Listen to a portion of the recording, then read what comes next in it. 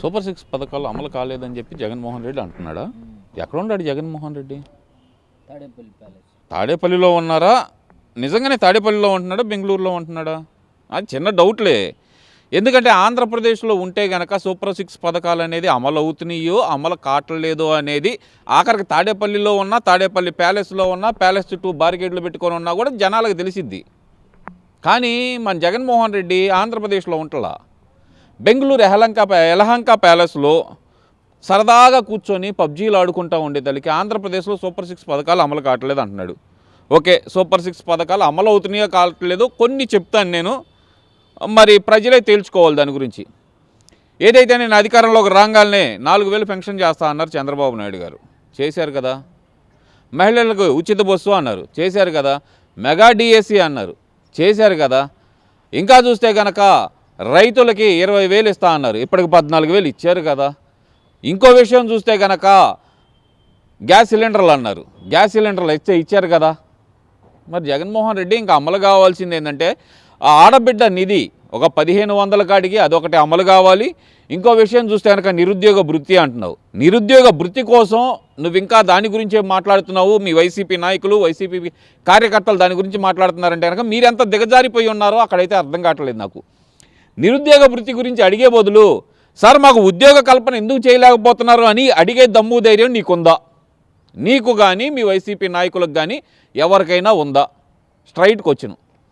DSC పెడుతున్నారు, mega DSC అన్నారు, 16,624 పోస్టులు వదిలేరు, వచ్చినాయి. మరి దానికి అప్లై చేసుకోవచ్చు కదా.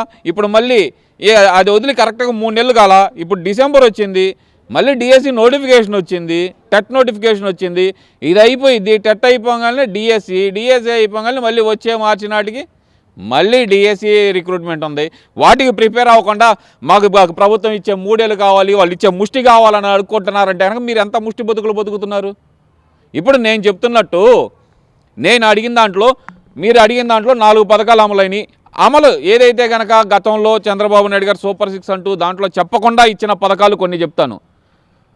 అన్నా క్యాంటీన్లు ఓపెన్ చేశారా లేదా? డ్రైవర్లకి 15,000 కాడికి ఇస్తున్నారా లేదా?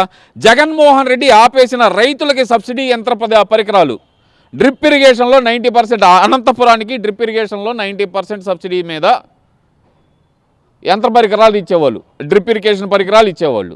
అవి ఆపేసాడు జగన్మోహన్ రెడ్డి. అవి కూటమి ప్రభుత్వం ఎత్తుందా లేదా? ఇంత జాతంటే సూపర్ 6 అమలు చేయలేదు కాబట్టి జైల్లో వేయాలి అంటున్నావు. నువ్వు ఇచ్చిన హామీలన్నీ అమలు చేసావా జగన్మోహన్ రెడ్డి? సంపూర్ణ మద్యపాన నిషేధం అన్నావు, ఎక్కడ? సరే దాన్ని వదిలేయి. నేను అధికారంలోకి వచ్చి అన్నా అదెంతన్నా వారం రోజులు అన్నా సిపిఎస్ అన్నా రద్దు చేద్దామన్నా అన్నావు. అది ఎక్కడి వరకు వచ్చింది? సరే దాన్ని కూడా వదిలే, నీ వల్ల కాదు, నీ చేతకాంతనం అక్కడితో అయిపోయింది అనుకుందాం. రైతుల కోసం మండలానికి ఒక కోల్డ్ స్టోరేజ్ కట్టిస్తా అన్నావు, అది ఎక్కడికి పోయిందబ్బా? నియోజకవర్గానికి ఒక వృద్ధాశ్రమం కట్టిస్తానన్నావు, అది ఎక్కడికి పోయింది? ఇన్ని ఉన్నాయా నువ్వు ఎగదొప్పిని? మరి నిన్ను ఏ జైల్లో వేయాలి? అండమాన్ జైల్లో వేయాలా, లేదంటే ఆస్ట్రేలియా జైల్లో వేయాలా? అంతే, మనకు చర్లపల్లి జైలు అలవాటు కాబట్టి నేను దానికి పంపించడం కరెక్ట్ అనుకుంటున్నాను నేనైతే. ఈ వీడియో నచ్చితే లైక్ చేయండి. అలాగే మా ఛానల్ ని ఫస్ట్ టైం కనుక చూస్తున్నట్టయితే ఇప్పుడే సబ్స్క్రైబ్ చేసుకుని పక్కనే ఉన్న గంట సింబల్ ని యాక్టివేట్ చేసుకోండి. అప్పుడే మేము పెట్టే ప్రతి వీడియో మీకు నోటిఫికేషన్ గా వస్తుంది. అలాగే ఈ వీడియో పూర్తిగా చూసినందుకు ధన్యవాదాలు.